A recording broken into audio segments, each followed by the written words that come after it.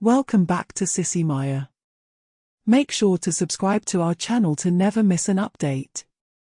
Additionally, consider subscribing to my Patreon to get access to these features, and much more. I felt a sense of loneliness that afternoon as I sat at my desk, feeling down. Then Zoe walked in. "Hey, Mr. D," she said. "What's going on?" Normally, I didn't open up to my students, but for some reason, I felt like I could with her. She seemed more approachable than most college sophomores. "Didn't your wife pass away last year?" she asked. "Yeah, she did. Do you have any family? Kids, or siblings?" "Nope. It's just me now." "That's so sad." "I'm really sorry." "Thanks. I'll be okay. I shouldn't have burdened you with all this." Zoe just looked at me, offering a soft smile. After a moment, she winked and asked, "Got any more classes today?" "Nope, I'm free until Tuesday." "Great," she said, and then pulled out a giant cookie covered with M&Ms. "I was walking past the cookie cart and thought you might like this. They were out of milk, so it's just dry." Zoe was always thinking of others, and I appreciated the gesture. I was starving, so I accepted and devoured the cookie, every last crumb. "That's a good cookie," I said. "Yeah, they make some great ones," she replied. Then, she added something that made me pause. "That's their specialty cookie. They say it keeps you satisfied for up to 4 days. If they're right, you'll need this little box of treats. Don't open it unless you're really full. You'll know in about an hour." She stood up, heading for the door, but paused before leaving. "I'll be around if you need me," she said with a sly smile. I was about to respond, but the next thing I knew, I felt drowsy and ended up dozing off right at my desk, with the box Zoe had left in front of me. I'm not sure how long I slept, but I woke up to Zoe's sweet voice, shaking my shoulder. She was calling me by the wrong name. "Lily, Lily, time to wake up. Mom and Dad are waiting for us for dinner." Confused, I looked up, surprised to find long brown hair falling around my face. "What's going on?" "Come on," Zoe said. "You've gone through some changes while you were asleep. I'll explain while I brush your hair." "Zoe, I know, you might have woken up a little too soon. But in a few minutes, you'll push the old stuff to the back of your mind, and you'll be my twin sister, 19, very much female, and looking for a female. 19. Wait, Zoe, I'm your professor. Who are you? Don't you know me? I'm Mr. Don. Mr. D. Zoe, what's happening to me?" A strange sensation swept over me, and suddenly, I smiled back at her. "When are we meeting Mom and Dad?" "Lily, you're here. We're supposed to meet them in about 20 minutes. My hair's a mess. Come here, I'll fix it for you." As I stood in front of the mirror, looking from Zoe's face to mine, I remembered that she was the older one by 7 minutes, and that would always make her my older sister. "How's that look, Lily?" "I like it. Can you do my makeup too?" Zoe giggled. "Sure, but just a little so Dad doesn't get weird about it." "Deal." "But I'm a little confused." "About what?" "I don't remember Dad. Or Mom." "That's expected, given everything." "Expected?" At that moment, I wasn't sure what was happening, but I knew something had changed about me. As we left the office, I caught a glimpse of the two of us in the door-length mirror and was pleased with what I saw. "It'll come to you," Zoe said. "Like magic. You'll know everything when you need to. Sunday's your birthday, I suddenly realized." "Yours too, silly," she giggled, wrapping her arms around me in a big hug and kissing me on the cheek. "I already like being a twin. I still need to get you a present." No.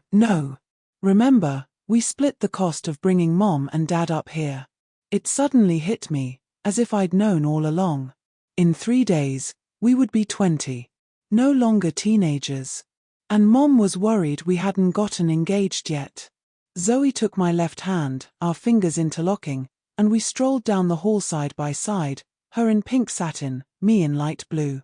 I was a bit wobbly in the 3-inch heels but figured I'd get the hang of them soon enough. "Hey, big sister," I said. I don't remember getting dressed. You were asleep. I dressed you while you were out. But don't worry, I waited until everything was finished so I didn't see anything I shouldn't. That's good. I paused, feeling a little confused. What change? I'll explain later. Here comes Mom.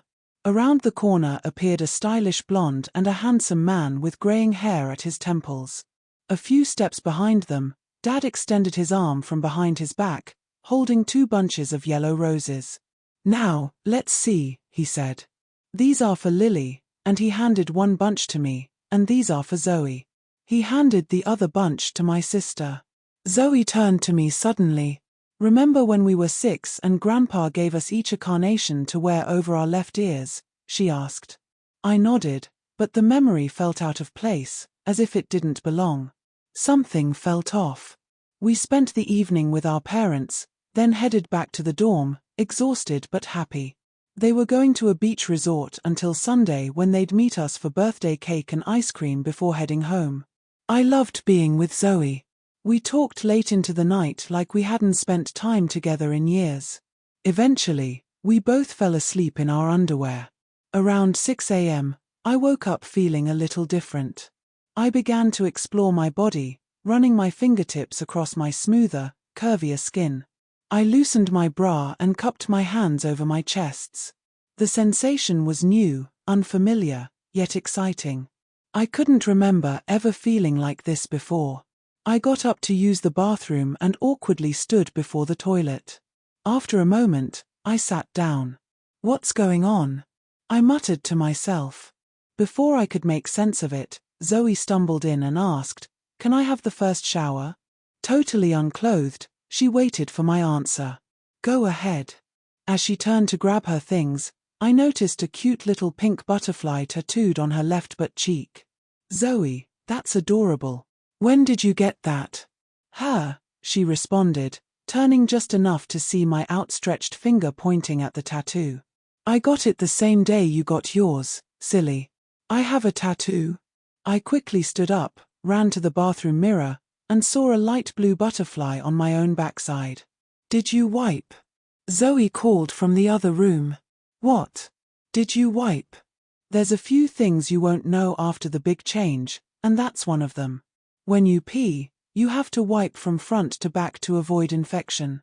"What change?" "This is the second time you've mentioned it." "What do you mean?" "You changed from a boy to a girl. What did you think?" It made no sense to me, so I just shut up and crawled back under the covers until Zoe was done. She took nearly half an hour, but when she emerged wrapped in a towel, she said, "Don't forget to shave your legs." "Legs? And your underarms? Not your face, though. That would be weird. Some days you say the strangest things. Why would I ever shave my face? Have you ever seen me do that?" "Not exactly, but..." "Just get dressed, Zoe. I'll be out in a few, with silky legs and everything." We grabbed breakfast from Burger King, then walked back to the Commons to meet up with Asher and Ethan. "Who's driving?" Zoe giggled, linking her arm with Asher's. "Me. Oh, so I get the middle seat. The one for kids?" "Guess so, if you want to sit next to me." "How many seat belts are in the back?"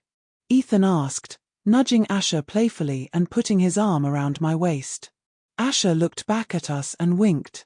"Does it matter? You two will be sharing one anyway, won't you?"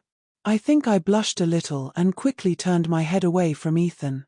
He was handsome and always had something clever to say, but this time, he stayed quiet. When I turned back, I noticed his face was slightly flushed too. "Just worry about your own seatbelts," I told Asher. "We'll be fine without any help from you." Ethan held the door open for me, and I slid into the middle seat. He followed through the same door, and then Zoe and Asher hopped into the front seats. We were on our way. As Asher pulled out of the parking lot, he crawled along Campus Drive at a slow pace, barely hitting 5 miles per hour. He finally reached the corner and stopped. "So, Lily?" "What?" I asked, probably looking confused or unsure. They all stared at me like I had some hidden knowledge. "What's this big secret you've been keeping?" Where are we headed? Then it hit me. Like the answer had always been there. I knew every detail. The Berry Festival. In Cameron. Just head north about 30 miles. I know where it is. Haven't been there since I was in 5th grade, Asher said. Yeah, me too. Great idea, Lily. This will be fun, Zoe added. So off we went to the Berry Festival, and somehow, I knew exactly where we were going, even though I didn't remember much of my life recently. My purse was sitting on the back seat, and I had no idea what was inside it. I decided to dig through it, telling myself I was looking for my lipstick. Then, unexpectedly, Ethan's fingers brushed against mine. Our hands intertwined, and I leaned back in my seat, overcome by feelings I couldn't quite explain. I looked at his hand, followed his arm up to his face, and our eyes met. We moved closer, and our lips met in a kiss. The world faded away as we kissed for what felt like forever, completely lost in the moment.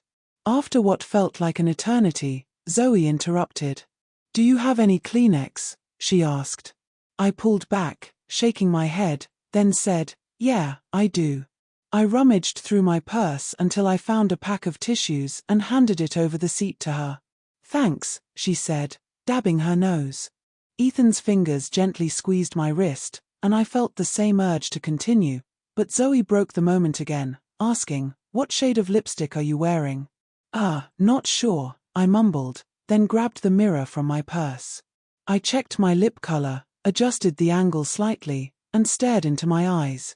They were mesmerizing, flawless eyeshadow, long lashes, and a hint of sparkle.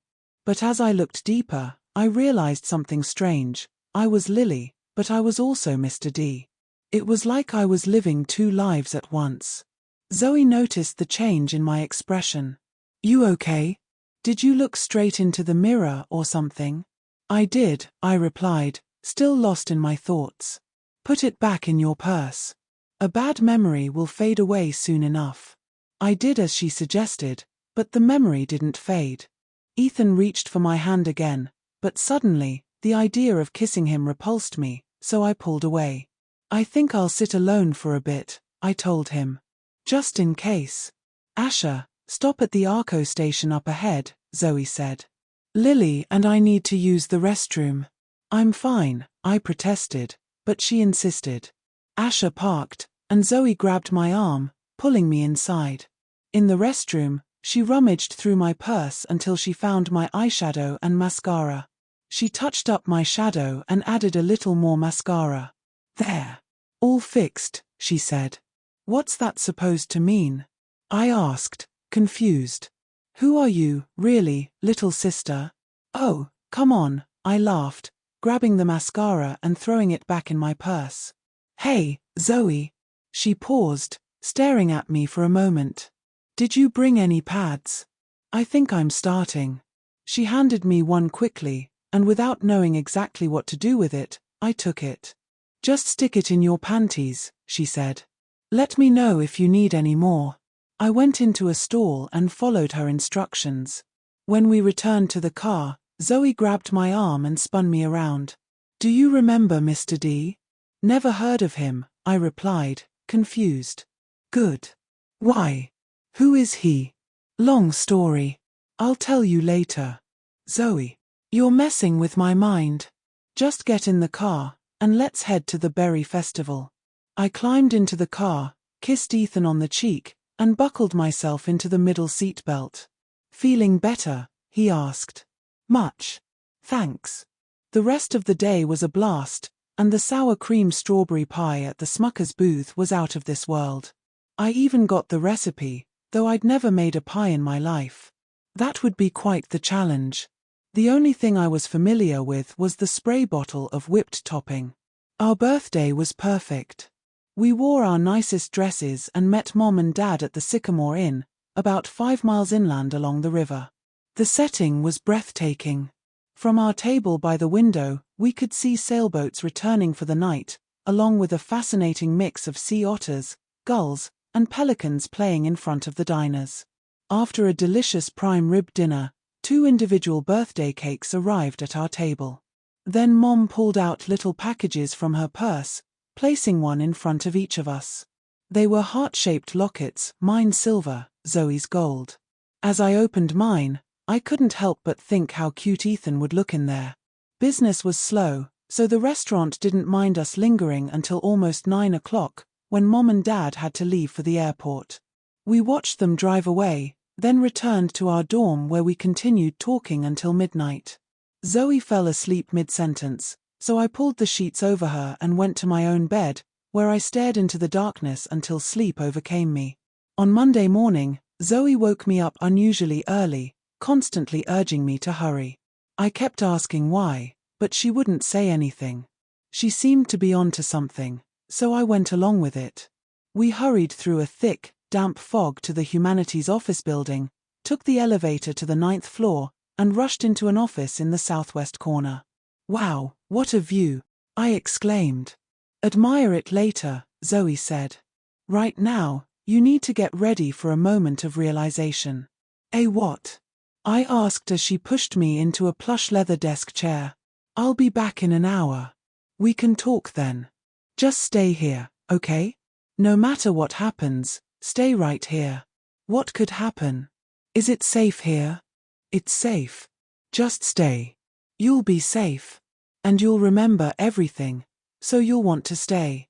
At that point, I started feeling groggy, and soon dozed off. When I woke up, I wasn't Lily anymore. I had returned to my old self, but I remembered everything about the weekend. I remembered being young and female. I remembered the cramps of my first period. I remembered the long, pretty eyelashes and the silky hair. I remembered kissing and blushed again. I looked out the window and saw the most magnificent view of the Pacific Ocean, amazed the fog had lifted before noon. Then I noticed Lily's dress, shoes, and purse on the stool by the window. I remembered wondering what was inside her purse. I emptied it onto the desk: makeup, small change, a wallet, perfume, keys, pads, pens, earrings, a necklace, and a picture of Lily and Ethan. I stared at the photo, realizing I had been Lily. I was happy, holding Ethan tightly, and I looked genuinely happy. I thought about my life over the past 10 years and realized that this weekend had probably been the happiest time I'd had in a decade or more. I finally opened the pink wallet and found a driver's license with Lily's picture, birth date, and permanent address. It was my address, the place I had grown up years ago. As I started putting everything back into the purse, there was a soft tap at my office door. "Come in." "Hi, Mr. D. I see you're back." I chuckled a bit and said, "Would it be wrong to say, 'Hi, sis'?" Her mouth dropped open. "You remember?" "I remember having the best time I've had in years. Even though you were a girl, I think I enjoyed that part the most." "You're kidding." "No, Zoe. I loved the makeup, the long hair, the clothes, the jewelry. I adored having someone like Ethan dote on me. I loved our relationship with Mom and Dad. And I loved having you as my twin. So, what now? What will you do now that you've seen a completely different way of life?" "I guess I'd give anything to experience being a woman again. But I'd want it to be permanent. Do you happen to know anyone who could make that happen? Got any more magical cookies?" Zoe smiled slyly and leaned in close, whispering, "Take the little pink mirror from your purse." I stared at her for a moment, then reached into the purse I'd just finished filling. As I pulled the mirror out, she added, "Now look deeply into your eyes, into your soul. Keep staring, and Lily will be gone for good. Don't look away. Stare until you pass out, and when you wake up, I'll have my beautiful twin sister back." I raised the mirror and gazed into my eyes. It felt like I could see straight through them, and as I continued to stare, something incredible shifted inside me. My chest tingled and began to fill, my waist shrank. Then I drifted off to sleep. "Lily." I stirred, and there was my sister, standing beside me. "Do you remember being Mr. D?" I nodded. "You'll remember for a few days while you adjust, but by the end of the week, that life will be gone for good. You'll fall in love, but probably not with Ethan. You'll get married, and with a little luck, You'll be a loving, caring mother." She sat down in front of me and smiled sweetly. "Now, how about we do your makeup, fix your hair, and get you dressed? Let me try on my own." I struggled a little with fastening the bra strap at the middle of my back, but eventually got it. I brushed my hair and reached for my purse again, emptying its contents. I unscrewed the mascara tube and began applying it to my lashes, watching them grow longer and darker. The sensation of the brush moving through my lashes felt incredible, and I knew it was something I'd never tire of.